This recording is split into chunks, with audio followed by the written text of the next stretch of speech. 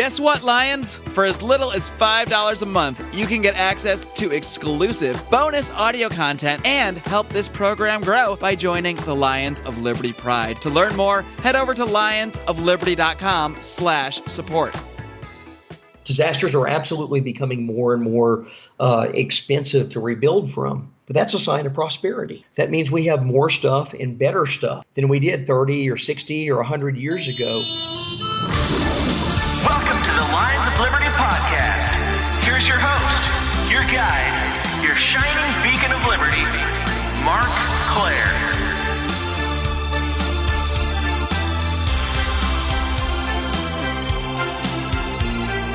Hey there, friends, and welcome back to another edition of Lions of Liberty. And obviously, for a lot of us, at least those of us here in the United States, I know we have a lot of international listeners as well, but for all of us, we are affected in some way by what's been going on in Houston and the tragedy that is Hurricane Harvey. It's affected a lot of people. I'm sure most of us probably at least vaguely know somebody who's affected by this.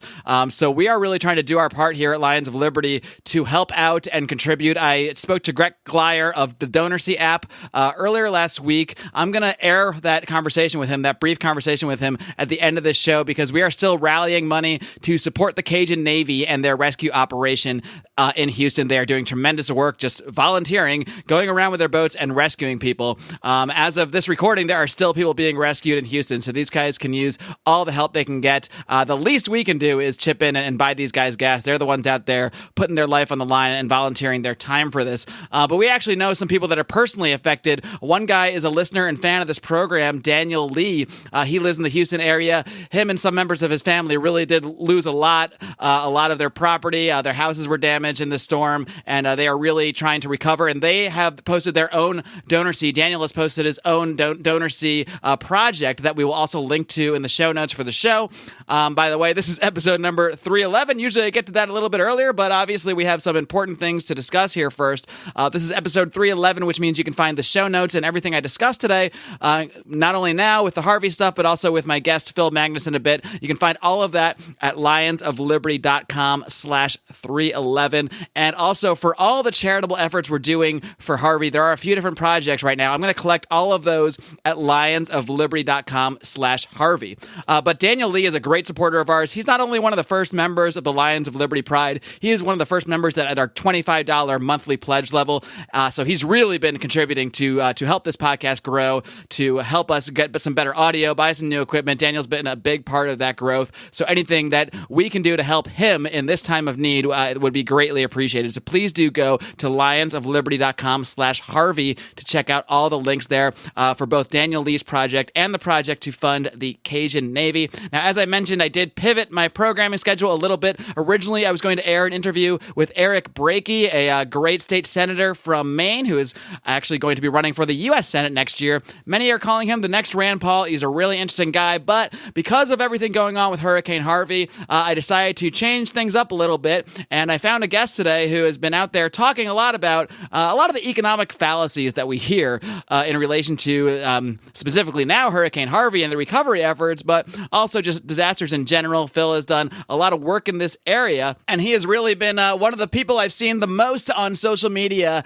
tackling all of these issues and all of these fallacies that are coming up involving deregulation and zoning and price gouging and that sort of thing. So I will be airing my interview with Eric Brakey actually in 2 weeks instead of this week, because a week from now I'll be speaking with Scott Horton on the 16th anniversary of the 9/11 attacks to discuss his book, Fool's Errand, about the war in Afghanistan. So I will actually release that interview with Eric Brakey a little bit early to members of the Lions Liberty Pride. So for as little as $5 a month, you guys can chip on in and get to that interview early. Otherwise, you'll hear it in 2 weeks. Without further ado, I now bring you my conversation with Phil Magness.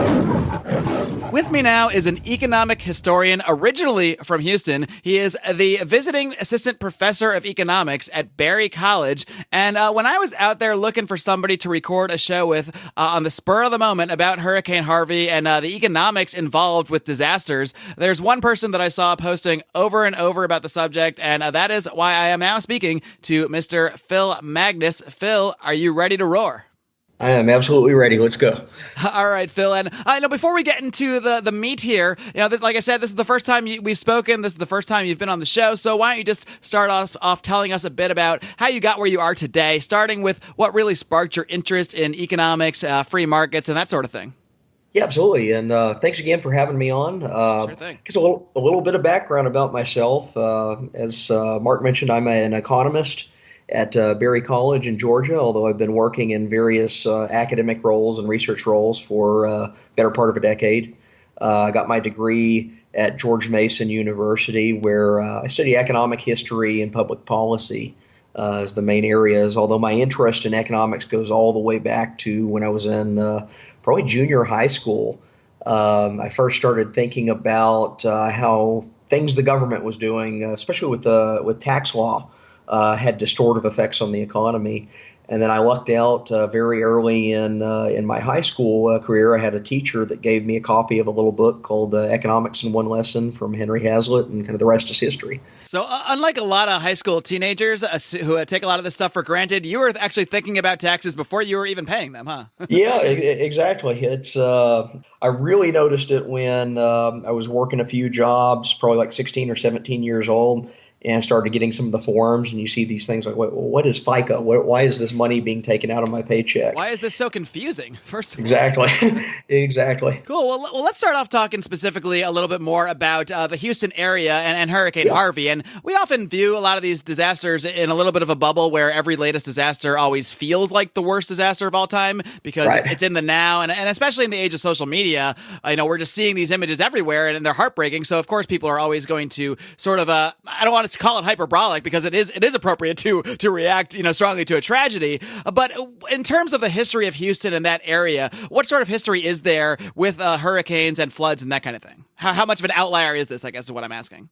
Yeah. So Harvey is an exceptionally bad storm. To give you some perspective, there were some stats I just saw that someone had estimated the amount of water that had fallen on Houston over the period of the storm was enough to raise all 5 of the Great Lakes by a foot.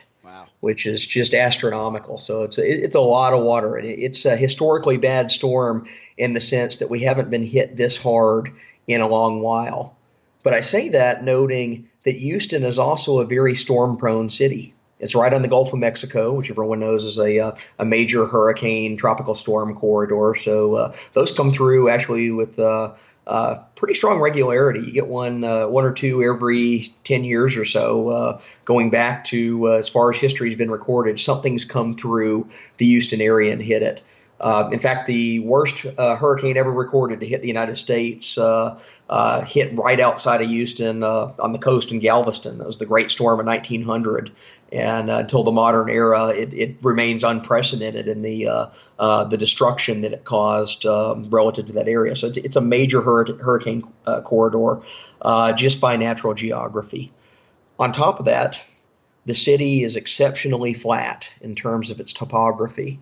Very few mountain ranges. There's no mountain ranges, very few hills, dips.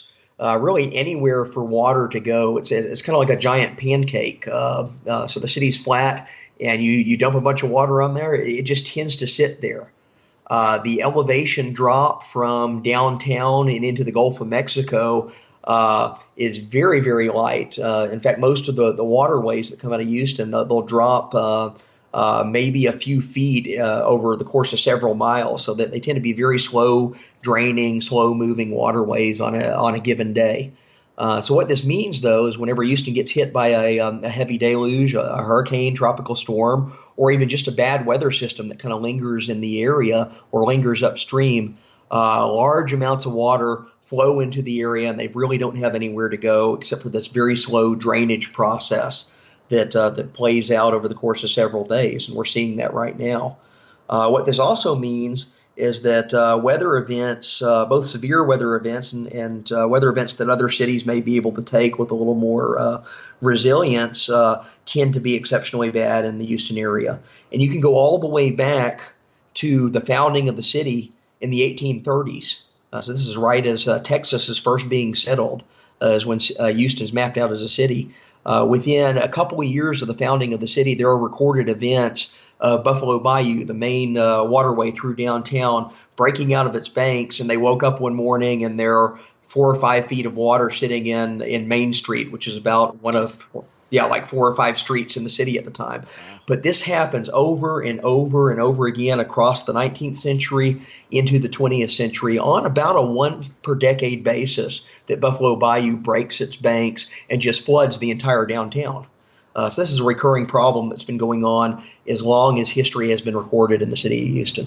All right, so this may be a silly question, but with many, many people having knowledge of this history, why do humans continue to live in this area over time? Yeah, you think about what's immediately on your horizon, what you're seeing around you, and there's widespread devastation. You look on TV, or you look out the window if you are in one of the areas affected, and it's painful. It hurts. It's a really tragic situation. I'm sitting here. Fortunately, I was out of town, although I have family in Houston, but I was out of town and did not experience this firsthand. But watching it on TV, watching it online, it immediately brought back memories of multiple other storms that I had experienced when I lived down there. The close comparison everyone's making is Tropical Storm Allison in 2001, where you had less water, but an almost identical flooding pattern of all these major creeks and bayous that flow through the city. Just backed up, they hit their banks, and they spilled over into residential areas, into the main business district downtown, and especially onto the freeways, which one of the secrets of living in Houston is don't drive on the freeways in a major storm, because they're overflow basins essentially for water to go into whenever something like this hits. Is that a reason that an actual evacuation of the city wasn't ordered, because just too many people would have ended up probably stuck on those freeways and swept away? Yeah, absolutely. So not only you have the risk on the freeways, but you also have some history there. So think back to 2005. It was right after Hurricane Katrina hit and just devastated New Orleans. A few weeks later, another hurricane came through the Houston area. And in a mass panic at the time, some of the more imprudent city officials attempted to effect a citywide evacuation. They thought this was going to be a repeat of Katrina, and everyone was kind of in a frenzy of the moment at it. So they ordered a citywide evacuation, and what it meant is that people that were in high ground areas that typically don't flood, also joined the people in the low-lying areas that were fleeing to get out of town. And you had massive 48-hour-long traffic backups on every single freeway going out of town. Yikes. And one of the effects of it is more people died in traffic accidents as a result of this chaos of the mass evacuation. Not even weather-related, just because of the panic involved. Exactly. So they were more prudent this time. They knew that that had happened. So even though we think of deaths from hurricanes and natural disasters as tragic, they probably saved lives by not ordering a massive evacuation of this nature. All right, so with the knowledge of the fact that storms like this do occur with some level of frequency, what sort of preparation does the city of Houston, and not just the city itself, but maybe property owners, what sort of preparation do people normally just have in place for events like this, knowing that they are inevitably going to occur? Right. So and it's all going to depend on where you live. There are some neighborhoods that flood on a fairly regular basis. I mean, they get hit by a major storm every couple of years to every couple of decades. And the really old neighborhoods, they actually used to build the houses up a little higher, so you'd have crawl space or something underneath, just expecting that type of a thing. It's less so with new builds. A typical person living in Houston, just being like anywhere else in the United States that's in a hurricane zone, you get into patterns where you save up on water, you save up on food supplies, things that are non-perishable, knowing that, hey, you're probably going to be without power for a couple days. There may be some flooding where you can't get to the storms. And as long as you're above the water level, you're generally going to be able to ride it out. Now, if you're in the water level itself, that's when things get a little trickier because it's very hard to predict, especially with one of these creeks or bayous that simply becomes backlogged. It starts to spill over into whatever the immediate area is. So you're kind of stuck with whatever zone or area around you you happen to be in terms of whether it's going to flood or not. So it all comes down, a lot of it comes down to just how much specific, individuals and neighborhoods just choose to prepare in advance. Yeah. One thing I note is Houston's taken a lot of steps to mitigate this flood problem. Give you an example, one of the worst floods in Houston city history happened in 1935. They refer to the Great December Flood of 1935. It was actually a band of thunderstorms that came through, really intense thunderstorms, and most were to the north and west of town. To give you some perspective of how it compares to Harvey, Harvey is probably the worst flooding event that's hit Houston since 1935. Buffalo Bayou, the main waterway through downtown, I think crested at about 40 feet in Harvey just over the weekend. The 1935 flood, it hit 54 feet, so almost 15 feet higher than what we just saw over the weekend, if you can imagine that kind of devastation. And the effects were almost identical in downtown. The banks flew into all of the streets. You had second and third stories that were underwater. You had people riding boats down major streets trying to rescue people. But in the wake of that 1935 flood, Houston started taking flood abatement measures. So they came in and they cleared out some of the channels of the rivers and bayous that go through city. They built water retention reservoirs out to the west of town. Eventually, as the freeways were constructed, they often put these below grade level, knowing that they'd be kind of like a reservoir of last resort for water to flow into. The idea being, it's probably worse to have water sitting in a neighborhood than sitting on top of a roadway. So let's channel it into the roadway, if nothing else, and hopefully save a few neighborhoods that are nearby. It makes sense to me. Now, Phil, as I mentioned at the top of the show here, I've seen you doing a heck of a lot of posting on social media, on Facebook, on Twitter, and you're really sort of addressing a lot of, I guess, the fallacious arguments you see out there surrounding, response to disasters, maybe some of the reasons that the disaster is as bad as it is. So I want to start off just asking, what for you is the biggest fallacy that you have seen out there, sort of in response to the hurricane? Yeah, far and away, the biggest fallacy, and I think there's kind of a trade-off of the motives behind it. People are claiming that the lack of zoning or the lack of urban planning in Houston is the reason that this hurricane was so bad. And we see this as a common argument. So Houston is famous as a city because compared to almost any other urban area in the United States of a similar size, it is probably the most deregulated city in terms of building codes and zoning and, where you can open up a business, where you can build a house, what you can do with your property. It's a very pro-property rights city. So it's a prime target off the bat then for people that might be against that sort of thing. Exactly. So you have a lot of people in other cities that have heavy zoning, heavy regulation. Well, they look at Houston and they see obviously, this is because the government's not doing enough to control people's lives and regulate what they can do with their own property. And they've essentially blamed the hurricane and blamed the flooding that's occurred in its wake upon insufficient zoning. And you see these terms that come up. They say, well, Houston suffers from urban sprawl. There's just too much land that's being used for too many spaces. There's not enough density. And if we know this economically, what does urban sprawl do? Well, I'd argue it actually has quite a few beneficial effects in Houston. Houston has one of the lowest costs of living per capita of any major city in the United States. You can buy real estate at really affordable places. So people in lower to middle incomes are able to buy a house where they'd be stuck in a tiny little apartment if they lived in New York City. If they lived anywhere on the East Coast, they'd be stuck way out in the suburbs having a 30 or 40 mile commute from a tiny house to get to their jobs downtown. Well, Houston's not like that. Because it's built up, because it's allowed widespread development of property around it, housing is really affordable there. And it's kind of the opposite of what's going on out here in California, where I live, and Los Angeles more so, where they so severely restrict the ability to create new housing, and combine that with there is a lot of demand and a lot of money coming in from Silicon Valley, and there's kind of a new Silicon Valley out here in the Venice Beach area where I am, that housing prices are just skyrocketing.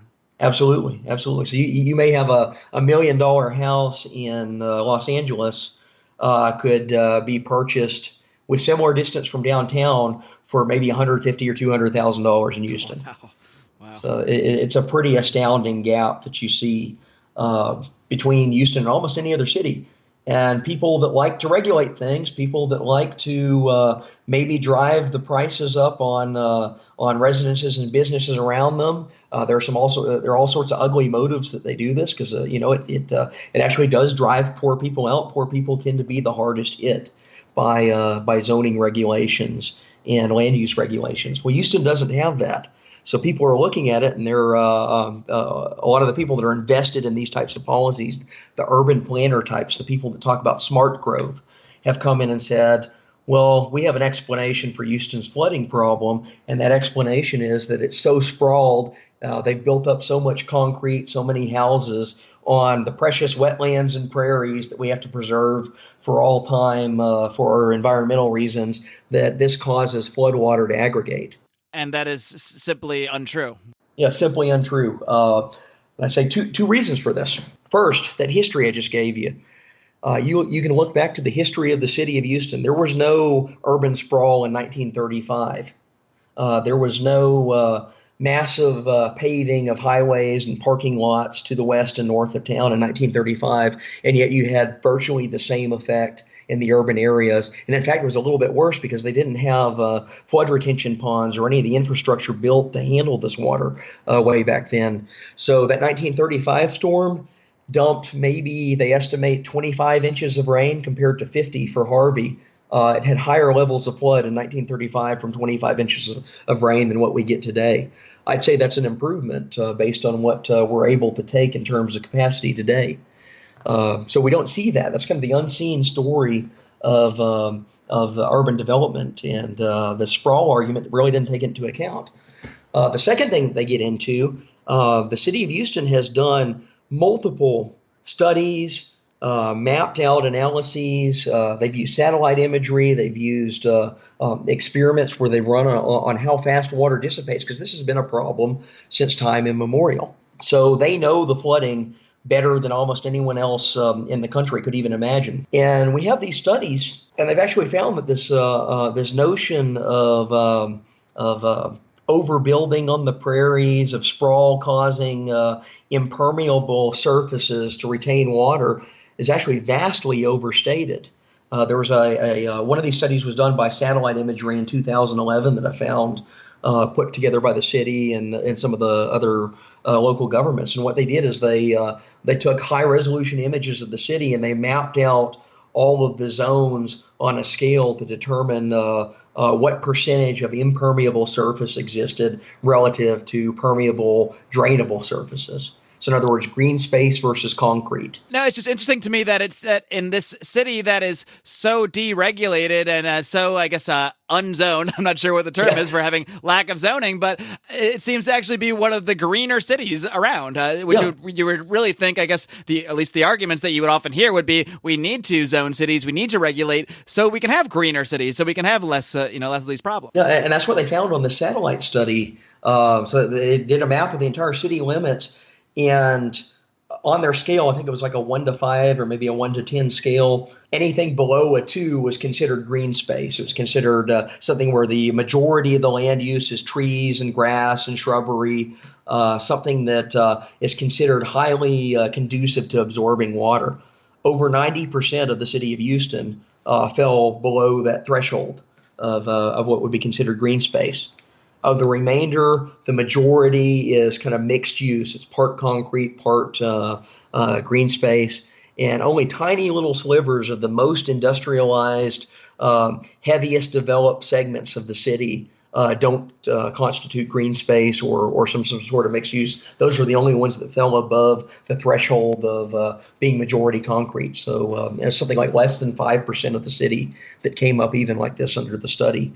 And you see this verified in other facts. I think Houston has roughly about 56,000 acres of green space and parkland, which puts it regularly, at least in absolute numbers, at the very top of major cities in the United States in terms of the number of parks and open green spaces that exist within the city limits. And you see this very consistent with low density, widely spread building. Phil, another kind of claim I see a lot out there is that the cost of recovering from disasters, not just Harvey, but disasters overall, is escalating rapidly. And I guess a lot of people are obviously pointing to climate change as the reason, the argument being disasters are much worse, which means that therefore they must be more expensive to recover from. So what factors are they missing here?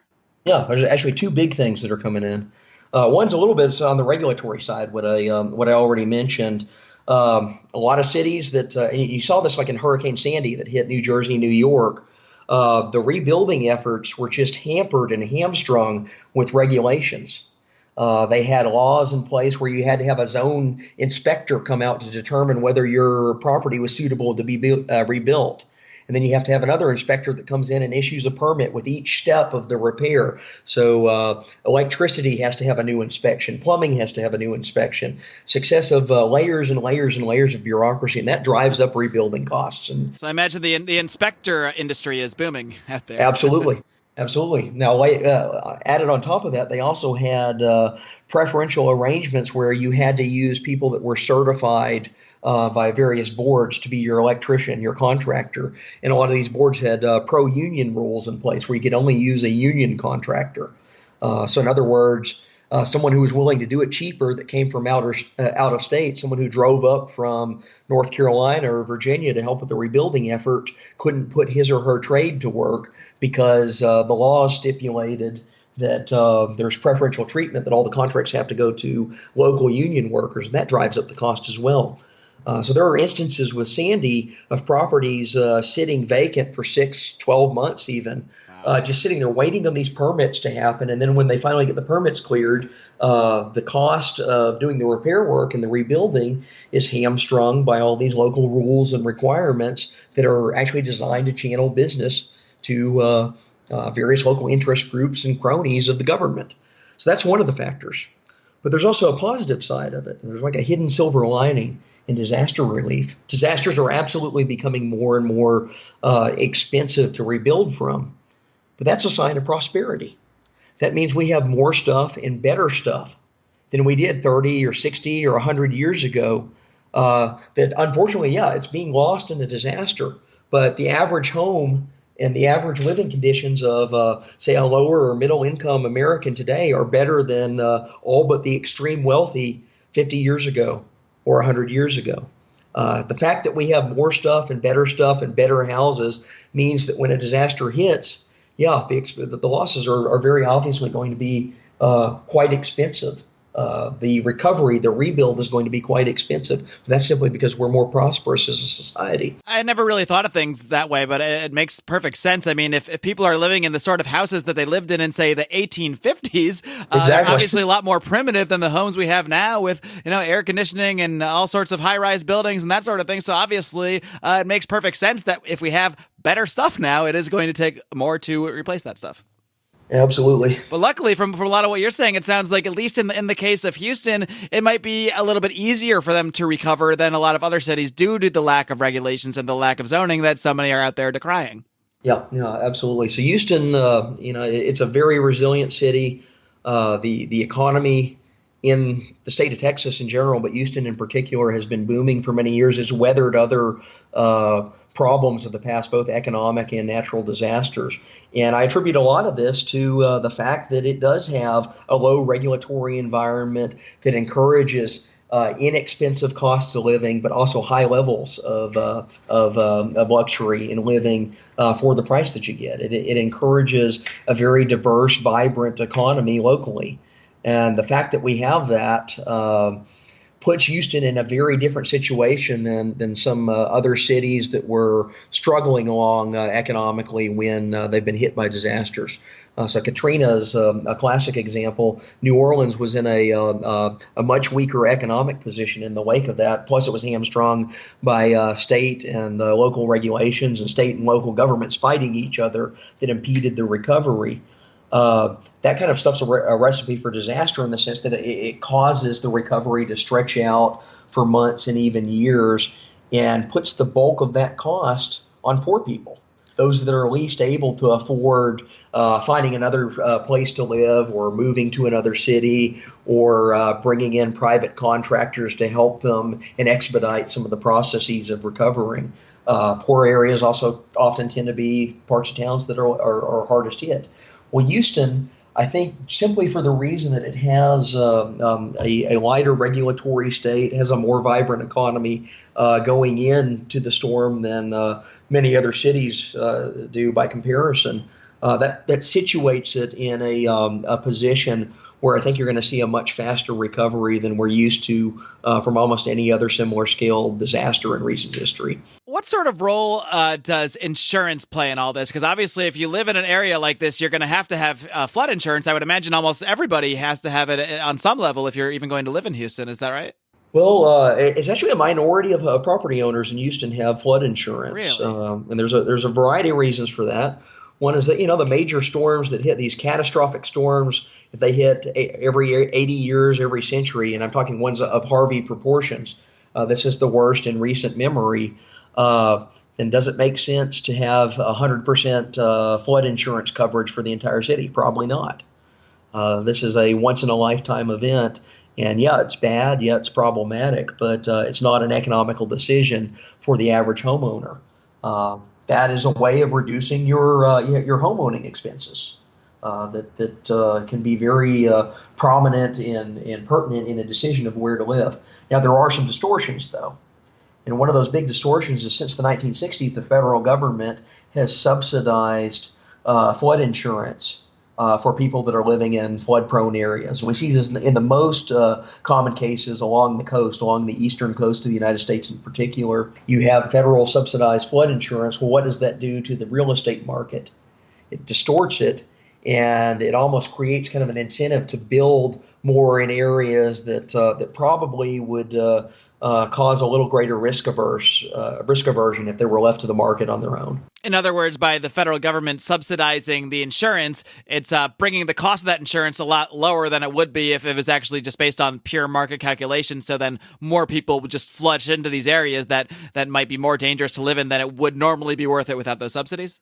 Yeah, that's exactly it. And you see some elements of that in Houston. There are areas where building has taken place on riskier properties that are closer to the bayous or the creek, tend to be lower in elevation than probably otherwise would have existed without this federal program in place. So there's a bit of a hazard that's created, a perverse incentive that's created by the fact that the federal government's so heavily involved in subsidizing and distorting insurance markets. Does that make the problem worse when a major storm hits? Absolutely. Because what it does is it puts more building, more development in risky areas that the market alone, had it been left unfettered, probably would have been more leery in utilizing that land in that way. Phil, one more topic I wanted to address with you before we wrap up here is this concept of price gouging. I think we've probably all by now seen the photo of the $43 case of water going around. That seems to be the number one thing specifically people are pointing at. Exactly. So what is it with this concept of essentially price gouging? Is the idea that it is really it's taking a moral stance on it, that it's wrong to drastically raise prices on certain items in a disaster. So why do people raise those prices, first of all, in such a way, and why should we not be morally outraged? I guess your focus is more on the economics, not necessarily the moral side of it, but what is the reasoning behind the raising of those prices and why it actually could be beneficial to people?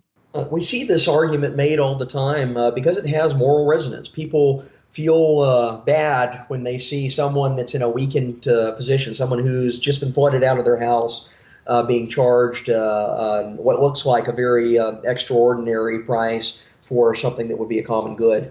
But what I point out to anyone that's examining this type of a situation of a disaster where so-called price gouging occurs in the aftermath, prices are a rationing mechanism. This is a fundamental principle of economics. When you have scarce goods, you have more people that want the good than the availability of goods for purchase.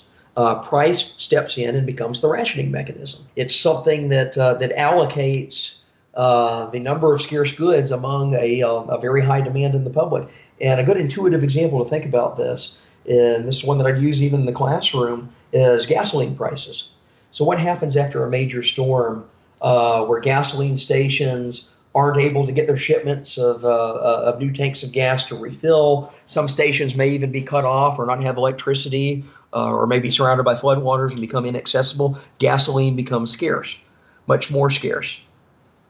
So in the wake of a storm, who would you want the gasoline going to? And I'll even ask this from a moral perspective. Who should get gasoline first? I'd say most people would agree people that are without power, that have generators to run. That could be a valid reason to get gasoline. Maybe if you have a loved one who's flooded out of his or her home and you need gasoline for your car to go pick them up and get them to safety, get them to a place of refuge, it'd probably be good for that person to have gasoline. Now, on the other extreme end, and we saw examples of this on TV, what about the guy who wants to fill up his jet ski so he can ride up and down on this lake that used to be a highway and just have fun in the middle of the storm? I mean, if he's got the gas, I guess more power to him. If he's got the gas, more power to him. Now, let's add another complication to that situation. So there's only one gas station that's open, and the government says you have to charge pre-storm prices. Well, it's going to be gone in about 2 seconds, huh?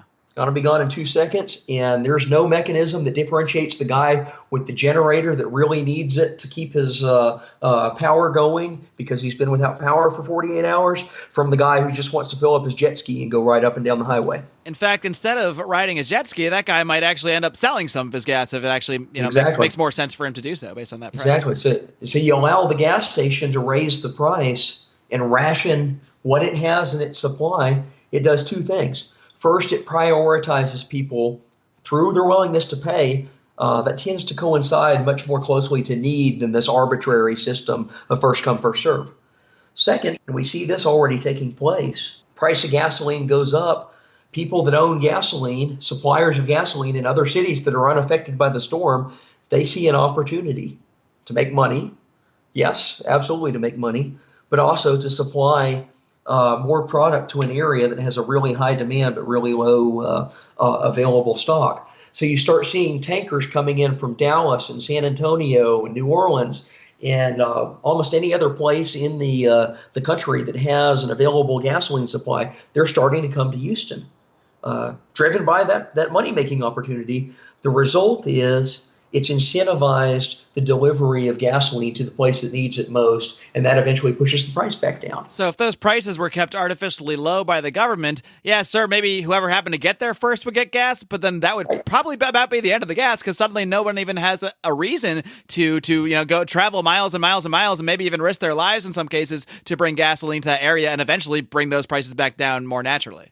Yeah, that's exactly the case, and this is the problem we got to deal with whenever we hear price gouging being stated as a moral case, because it's actually impeding certain economic behaviors from happening that would eventually alleviate some of the problem in great and substantive ways. Well, Phil, thanks so much for coming on the show on such short notice. I'd love to have you back sometime, so maybe we'll have you on Absolutely. for maybe a less depressing circumstance. But I do think these issues are very important to address and talk about because obviously in times of disaster is when you see a lot more of these fallacies pushed to the forefront. So you were able to, I think, answer a lot of questions that I know listeners of this show had in a lot of the conversations they're having, out there in social media, real life, everywhere, really. So, is there anything else before I let you go that you'd like to plug? I know you've got several books out there, so feel free to take a second to let everyone out there know where they can find more of your work. Yeah. I guess a couple things. So I do a regular blog at philmagness.com. So that's probably the easiest way to find my work. But I guess as a final plug, I'll also just throw something in there. Hearts go out to the people of Houston. I know the situation that they're in right now, have family in the area, have been there myself in past storms in Houston. But it's a vibrant and resilient city. And I think with the economic health of the region, also the economic health and vibrancy of the population, that we're going to see that city come roaring back in very surprising and positive ways in the very near future. Thanks a lot, Phil. I do appreciate it. And, keep up the great work. Awesome. You too.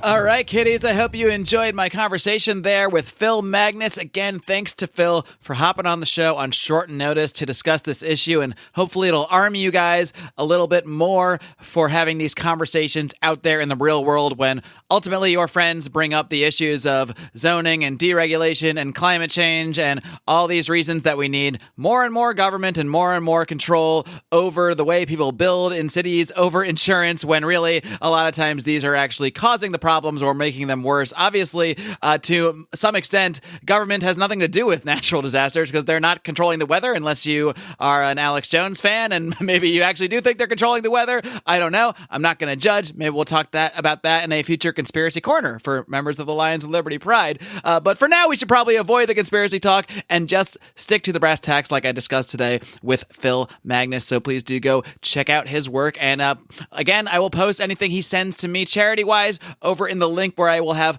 all the links to other charities we're promoting through DonorSee, through the DonorSee app, as well as a few others. I will again post all of that over at lionsofliberty.com/Harvey. I now want to toss quickly to my conversation I had with Gret Glyer last week because I want to make sure none of you missed it. He hopped on with me for a few minutes to discuss what is going on with DonorSee and how they are helping people in Houston by buying gas for the Cajun Navy, who is out there rescuing people from their homes, rescuing people who were trapped due to this flood. Probably the most important thing right now is keep getting people alive and getting them safe before we even worry about rebuilding and that sort of thing. So here now is my conversation with Gret Glyer.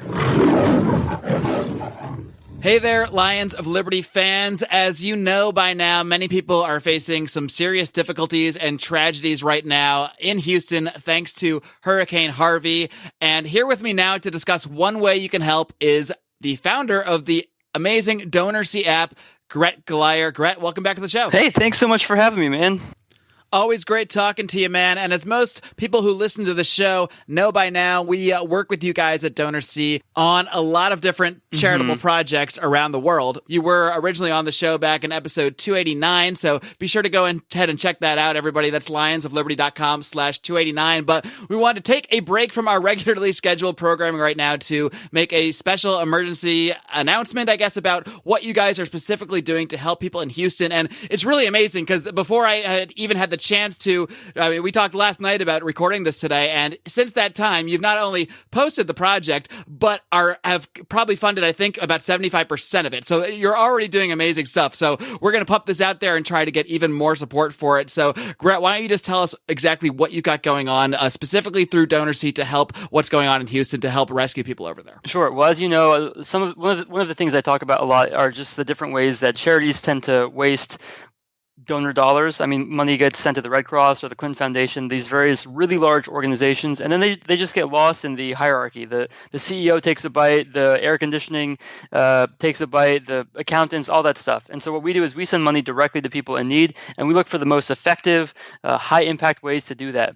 So when I saw what was going on in Texas, in Houston, and all of the devastation that was happening with Hurricane Harvey, and the other thing that people might or might not know is that all of the stuff that's happened so far, it's getting worse. Over the next, all the way through Friday, it's predicted to continue raining, continue flooding, and the people who are stranded are going to still be out there for a while. So all of that said, we've been looking for the most high impact way that we can help with the people down, the affected flood victims down in Houston. And as I was looking at these different options, I talked to about a dozen different people who are on the ground, and the person that the need that seems like the most high impact, the thing that will make the biggest per dollar impact would be, there's these guys called the Cajun Navy, and what they're doing is they're just a group of volunteer men and women in some cases who are going out and they're rescuing people who are stranded in their houses. So people are going on Facebook or on Twitter and saying, hey, I'm at this location, can someone come and pick me up? And then the Cajun Navy is taking their pontoon boats out to those people, they're loading them up and they're taking them back. And so what DonorSee is doing is we want to encourage these guys. They're completely volunteer, and so we're raising money to pay for their gas bill. So any gasoline that they have to spend, DonorSee wants to provide it for them for free, so that that's one less thing that they have to worry about. So whenever you go to DonorSee.com, and right at the top, as soon as you get to DonorSee.com or download the app, right at the top you'll see the project that we're doing.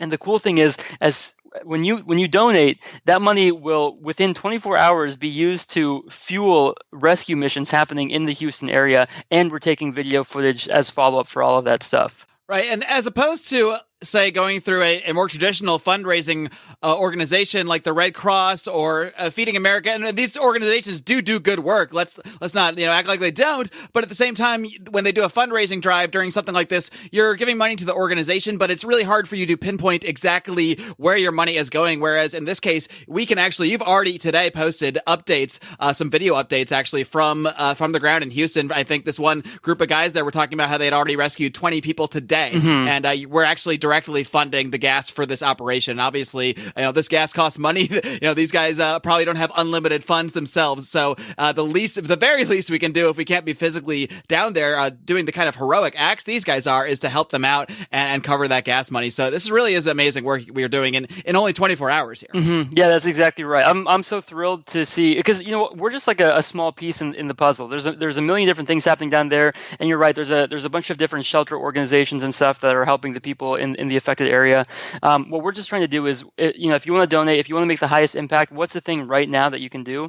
And in a few days, it's going to be different, right? In a few days, the waters will subside, and people won't need to be rescued as much. Most of the victims will have already been rescued. In a few days, the need might be different. Then it might be, okay, there's a bunch of babies who don't have diapers, and we need to get diapers out of this area. Or there's people who are hurting for food for a little while until they can get back to their houses or their belongings. But what we're trying to do is we're looking at the specific situation right now. What is the most urgent and pressing thing happening right now? And it's these stranded people in these houses. So that's what we're focusing on for the moment. And then in a few days going forward, we'll assess the situation then.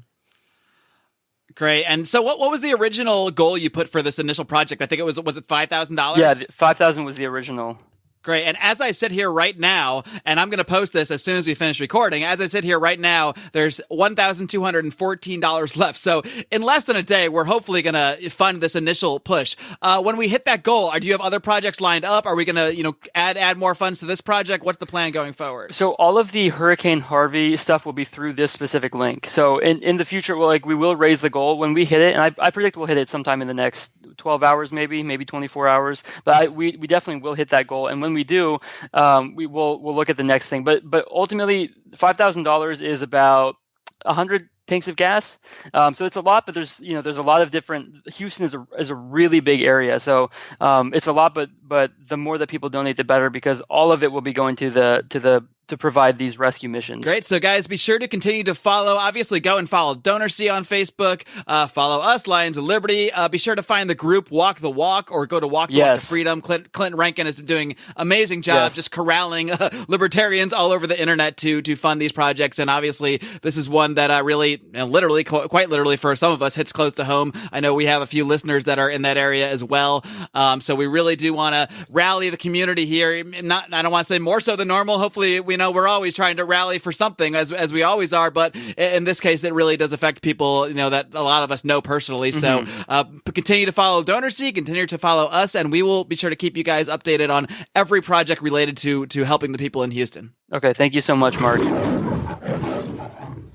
All right, and thanks again to Gret for all the great work that he is doing, and all the people that are doing, all the members of the Lions of Liberty Pride, the listeners of this program as well in general that are out there contributing to these projects. I mean, we finished the first round of $5,000 for gas in 24 hours. So now we've increased the amount because there's really no shortage of need for more gas to fill these boats to be out there saving people. So again, please head over to lionsofliberty.com/Harvey, where I'll have all the information that you need about how to help people through the DonorSee app and a few other organizations. By all means, folks, please do hit that subscribe button. Please share that show, because the more we get this show to people, not only can we spread the ideas of liberty further, but we can actually have a greater reach and a greater impact when we're doing these charitable pushes, when we're trying to actually get on the ground and help people out there. Also, big thanks to Clint Rankin of Walk the Walk. Be sure to follow Walk the Walk on Facebook and join that group. Clint is out there always rallying us to try to focus on different charities, and he'll of course be sharing more charities that you can donate to help people in Houston as well. So be sure to check that out, and be sure to check out all the other shows coming at you later this week. Of course, on Wednesday you will have Brian McWilliams with your weekly shot of culture, comedy, and liberty with Electric Liberty Land, and then John Odermatt wraps things up with his weekly look at the broken criminal justice system on Felony Friday. Be sure to hit that subscribe button so you don't miss a thing. Until next time, folks, live long and live free.